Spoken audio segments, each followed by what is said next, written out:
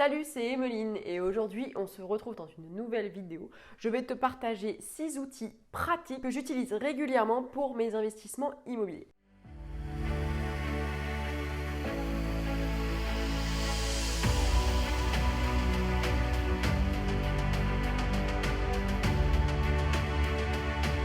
Le premier, c'est la Dymo. La Dymo, c'est ultra pratique. En fait, ça va te permettre de faire des étiquettes. Je mets des étiquettes partout.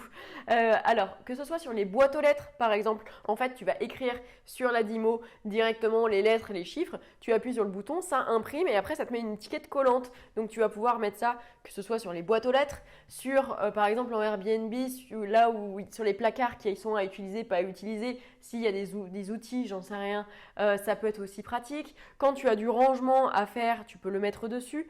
Si moi j'ai des colocations et par exemple dans les caves que je transforme en buanderie, je vais avoir des rangements et il y a des rangements par chambre. Donc là je vais pouvoir mettre chambre 1, chambre 2, chambre 3. Comme ça on sait exactement à quel rangement appartient à qui. Voilà, vraiment la Dymo c'est extrêmement pratique. Je m'en sers vraiment mon plus gros usage c'est pour les boîtes aux lettres. C'est pratique. Quand tu as un changement de locataire, il y a le switch, le nouveau nom de la boîte aux lettres, c'est simple et efficace.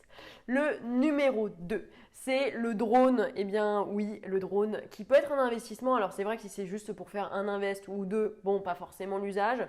Mais quand tu veux rentrer dans une dynamique vraiment d'investisseur un peu plus au-dessus, le drone, c'est pratique. Moi, je l'utilise pour aller voir les toitures. Tout simplement parce qu'il y a plein de toitures qui ne sont visibles que de la rue. Et donc, c'est quand même pas très pratique. Je me rappellerai toujours mon premier immeuble où j'avais pris une perche à selfie et je me penchais par la fenêtre du 3e étage, comme ça, là, pour réussir à filmer la toiture et voir si c'était en bon état. Et bon, c'était pas très pratique. Donc là, voilà, je prends mon drone. Moi, j'utilise le drone Parrot.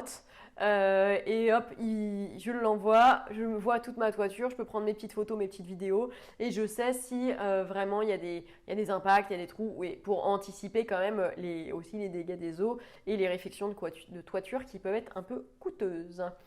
Je dirais qu'en 3e position, on va avoir le mètre laser. Alors, le mètre laser, donc autant je peux vous dire que par exemple dans tous les jours, je me balade avec un petit mètre classique dans mon sac à main. Oui, c'est très glamour, un petit mètre de 2 mètres. Mais le télémètre laser est quand même extrêmement pratique. Vous pouvez l'acheter par exemple sur Amazon. Et en fait, ça va vous permettre quand vous allez par exemple en visite, directement vous le positionnez, boum, ça va prendre la distance avec l'autre pièce. Ensuite, vous le posez en bas, hop, on reprend. Vous pouvez aussi, selon le prix que vous mettez, s'il y a des angles particuliers, ça va recalculer l'air et vous allez recalculer les mètres carrés.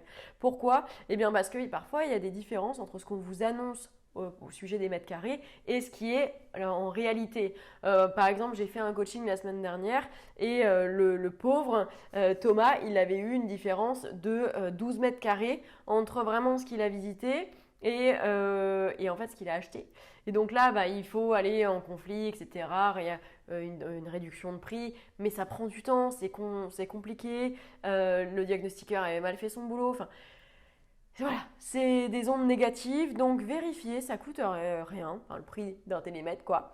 Et c'est quand même bien pratique. Et pareil, quand vous voulez prendre les mesures pour les meubles, par exemple, moi je sais que quand je fais de la coloc, j'ai besoin de voir si les lits ça passe ou ça passe pas. Bon, vous pouvez juste, oui, il y a juste besoin de mettre la main ou une butée et vous pouvez calculer pour voir si ça rentre rapidement. Et ça c'est quand même pratique, savoir si vous avez la place de mettre un lit double, un lit simple ou pas.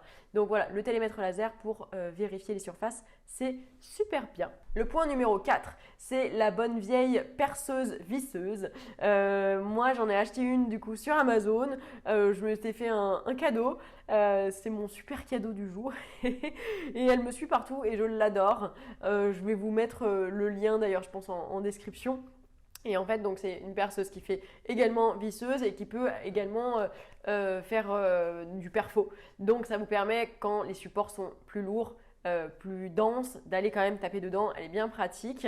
J'en ai besoin tout le temps. Elle me suit partout.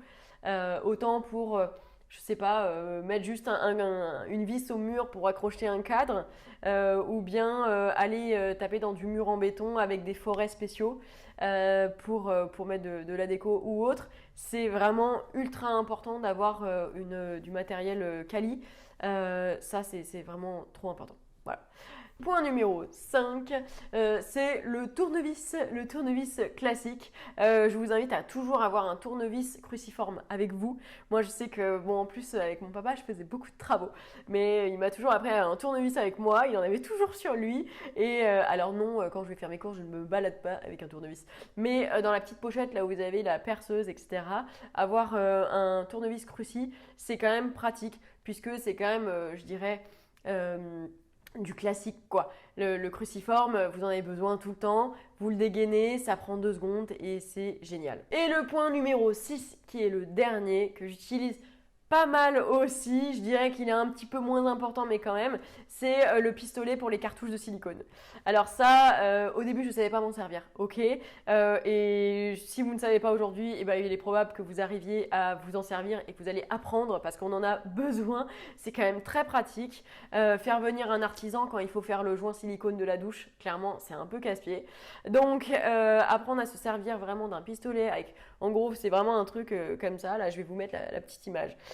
Pistolet, vous mettez votre cartouche dedans et ensuite bah, vous appuyez et c'est simple. Donc petite astuce en même temps, vous prenez un verre d'eau, vous mettez du savon et de l'eau dedans et en fait quand vous allez mettre votre joint silicone, on va venir avec le doigt tremper dans l'eau et tirer le joint silicone comme ça, on n'appuie pas trop fort quand même et ça va vous permettre d'avoir quelque chose qui est très lisse et esthétique à l'œil et je pense que vous n'allez pas louper votre joint silicone. Donc ça, c'est quand même bien. D'ailleurs, en parlant de silicone, donc vous avez 2 possibilités la plupart du temps. Hein. Ça va être soit de la cartouche, moi je dis silicone, mais en fait c'est du mastic. Donc c'est souvent pour combler, pour l'étanchéité, etc., pour les petites finitions. En mastic, vous avez soit du joint silicone, soit du joint acrylique. Moi je vous conseille beaucoup plus d'aller sur du joint silicone. Pourquoi? Parce que c'est étanche. Déjà, vous en avez qui sont déjà colorés de base et qui sont très bien. Là où le joint acrylique, déjà, il est beaucoup moins étanche. Souvent, il est à peindre. Donc, si vous ne le peignez pas, parce qu'il peut être blanc, mais à peindre aussi, si vous ne le peignez pas, il devient jaune. C'est vraiment pas esthétique. Il va craqueler. C'est pas top. Moi, j'aime pas du tout les joints acryliques. Donc, je vais plutôt sur du joint silicone. Mais c'est vrai que le joint acrylique peut être pratique par exemple pour des petites finitions, vous savez, avec les plinthes où c'est pas parfaitement aligné, si le mur n'était pas parfaitement droit, il n'y a pas la texture de silicone un peu brillante, vous voyez. Donc voilà pour les informations. Vous avez des petites astuces donc sur les 6 outils que j'utilise pas mal en tant qu'investisseur immobilier. Si vous avez aimé la vidéo, mettez un petit like, abonnez-vous au passage et on se retrouve bientôt pour la prochaine vidéo.